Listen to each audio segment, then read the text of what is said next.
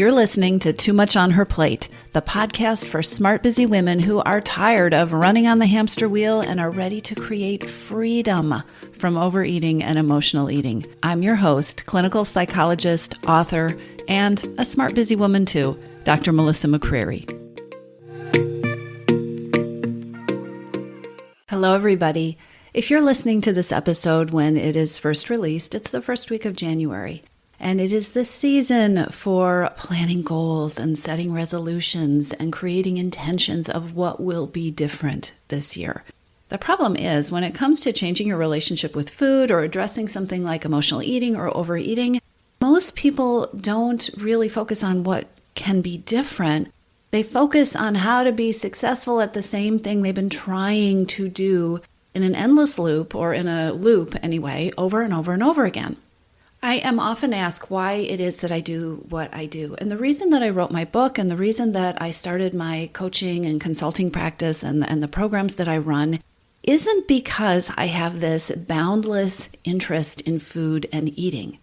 The reason I started doing the work that I do is because I have a passionate interest in the possibility of change and really transformation. And I know that transformation is this woo-woo big word that feels very pie in the sky, but transformation is so different from finding a recipe for endless self-control. And what boggles my mind and really discourages me is how many women have been sold a belief that all that is possible with emotional eating and overeating and your relationship with food, your entire relationship with food, a lot of women have been sold the belief that what is the reality is that all you can hope for is enough self-control to stay on top of an endless cycle. The reason I do what I do is because that is not true. The reason I do what I do is because there is a possibility, a very real, tangible possibility, to leave the struggle behind, to take your power back from food, and not by kind of climbing to this top of the mountain and winning a struggle that's always there waiting for you, but to take your power back from food by deflating the power that food has in your life so that it doesn't have that kind of compelling power anymore. Today, what I thought would be helpful to talk about, especially since it is the season of goals and intentions and resolutions, is the steps to start to take to create a new path forward, to break the cycle, that old cycle of deprivation thinking when you're setting your goals. And I want to talk about ways to start shifting your thinking, pieces to include, so you can really be working on creating a path to freedom. Creating change that is new and different and lasting has to begin with mindset. And by mindset, I'm talking about the thoughts that you think, the beliefs that you have, and the stories that you tell yourself. Mindset comes first, and mindset has to weave itself through all the other pieces of change that you are taking on, paying attention to those thoughts and those beliefs and those stories, and whether they are serving you or whether they are, pulling you backwards and sabotaging you, or whether they are keeping you stuck. The direction that you move in and the way that that direction feels and the way that you feel is all going to flow from the way you are thinking. It is that simple. What you believe about your ability to succeed and what it's going to take for you to succeed and how it's going to feel for you to succeed and how permanent that success is going to be, what you believe about those things almost always comes true.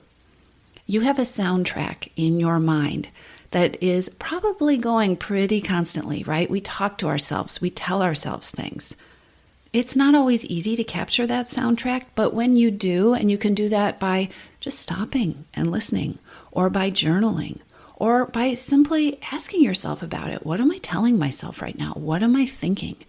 What am I making this set of events mean? What am I telling myself that it all adds up to, right? When you start to listen, to tune in, to pay attention to that soundtrack, it can be so enlightening. We carry around all sorts of beliefs, right, about what it takes to change, about our ability to succeed, about what kind of effort is going to be required. We carry around thoughts and beliefs and stories about whether we deserve to be happy, or whether we deserve, in air quotes here, to be thin, or to reach our goals, or to have what we want. Whether we deserve for it to be easy, or whether we believe it has to be a struggle.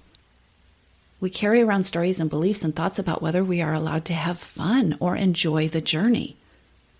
We take our beliefs and we take these thoughts and we weave stories that we mutter to ourselves in our heads, and sometimes out loud, all day long.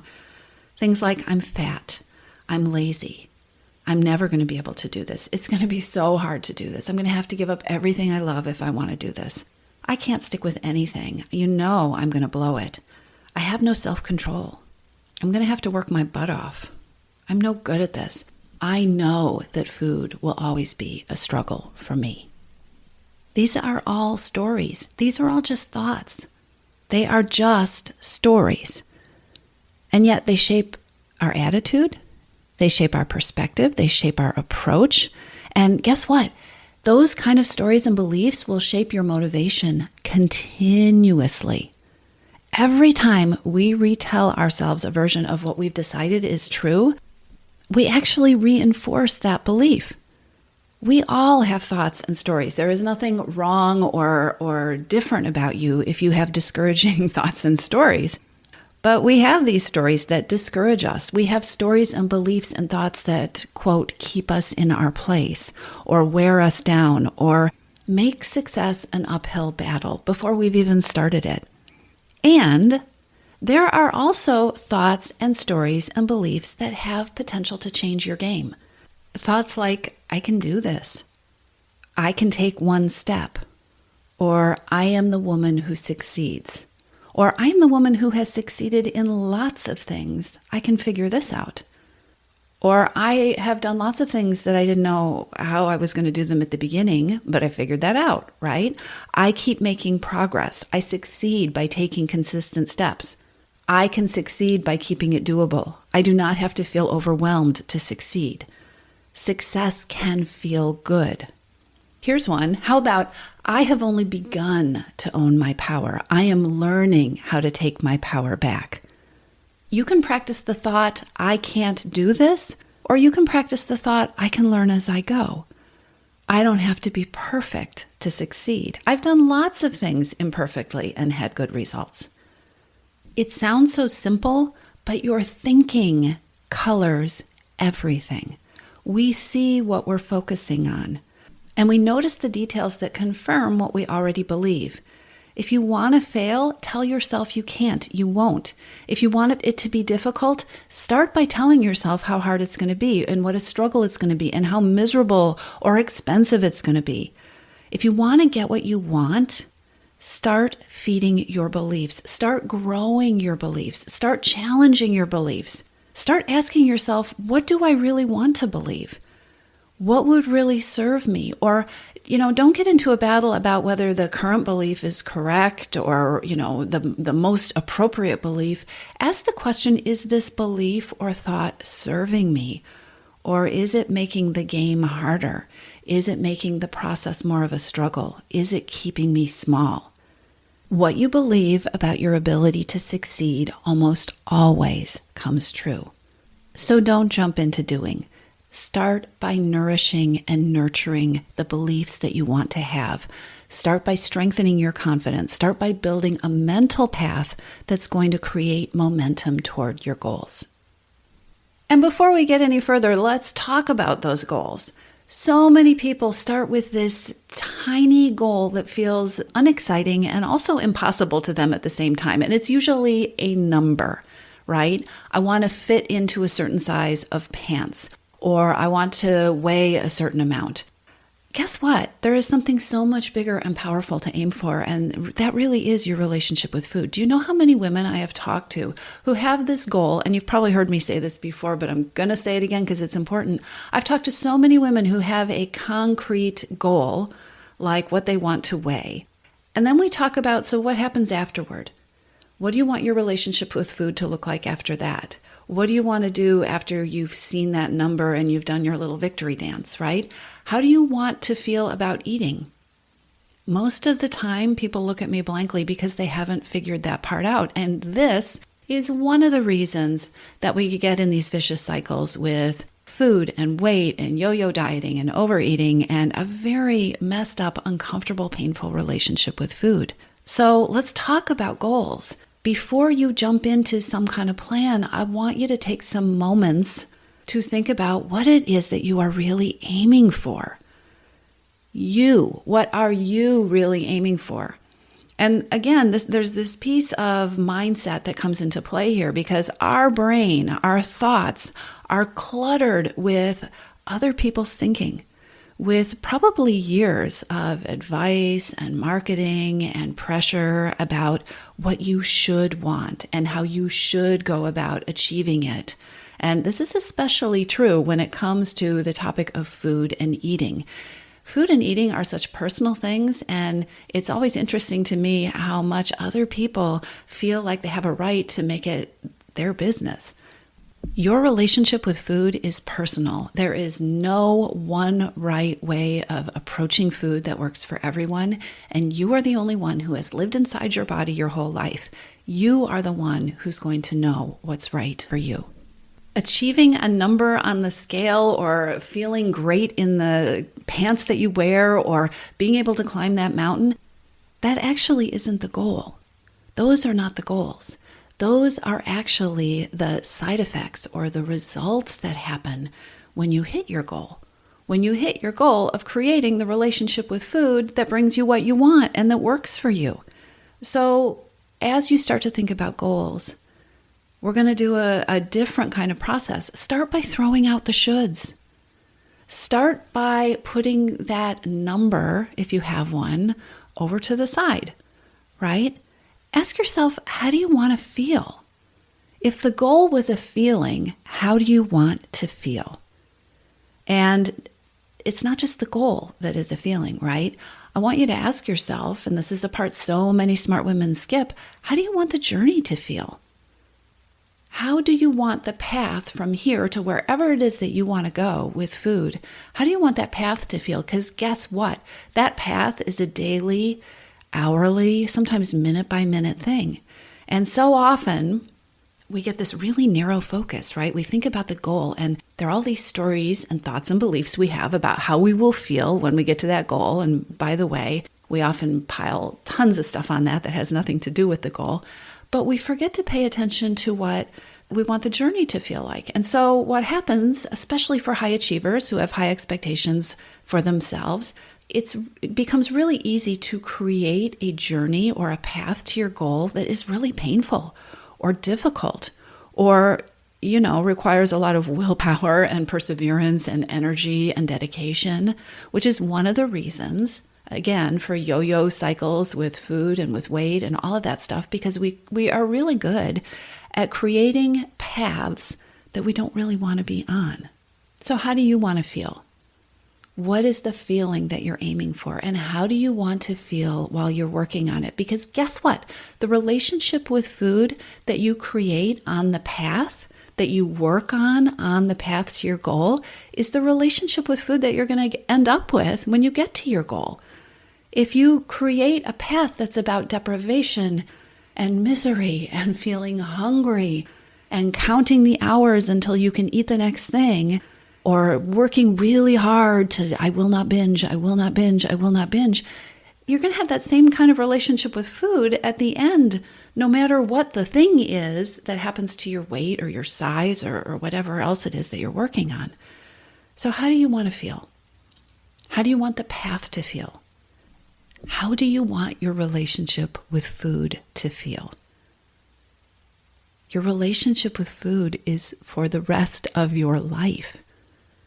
How do you want it to feel? And by the way, if this feels really uncomfortable to think about, you have permission.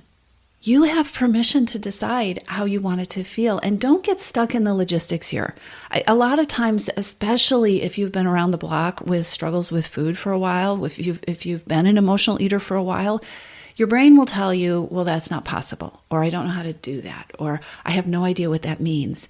And will use that stuck feeling to keep you from dreaming, I guess. Let's use the word, if it feels like a dream, give yourself permission to dream. If it feels like a reality you can create, that's fantastic. Keep asking the questions. But either way, don't worry about the logistics. It is really important to just ask the question, how do I want it to feel? How would I love it to feel? Because that is what you will be creating as you work toward your goal. As you are thinking about your goals as related to emotional eating and overeating, it is really important not to forget about your inner wisdom. Like I said earlier, you're the only person who has lived inside your body your whole life. And whether you feel disconnected from what you know about and what you've learned from living inside that body about your relationship with food, you do know some things. And getting more connected with your own inner wisdom is really important.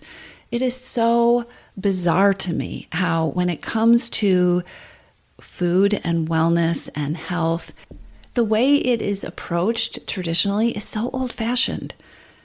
Somebody creates a plan that worked for them, or that worked in a lab, or that worked with rats, or that worked for their sister, and then they tell you that you should follow it too, with total disregard for how unique and individual our bodies and our lives and our preferences and our strength sets are.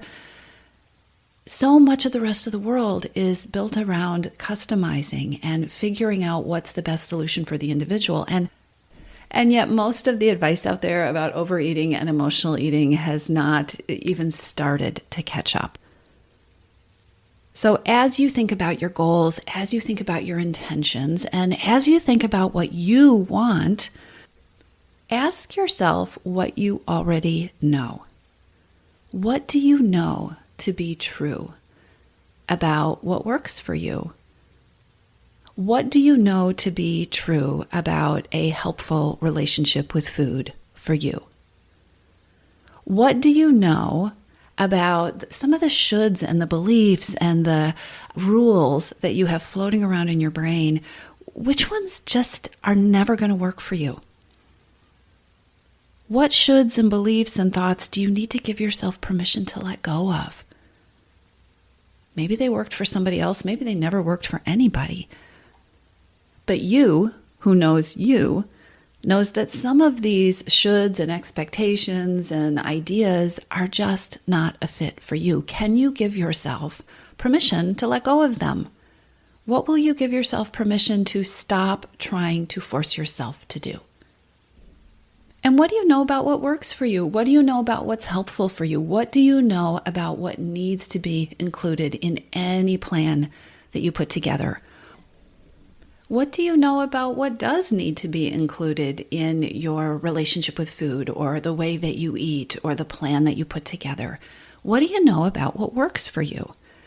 You know some things.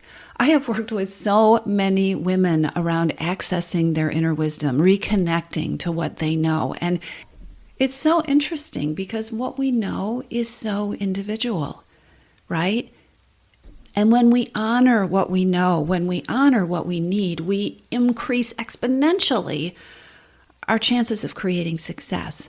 And yet, these questions so often don't get asked when we're putting together goals and intentions and resolutions. So ask yourself, what do you know about yourself? What works? What doesn't? What will you give yourself permission to let go of?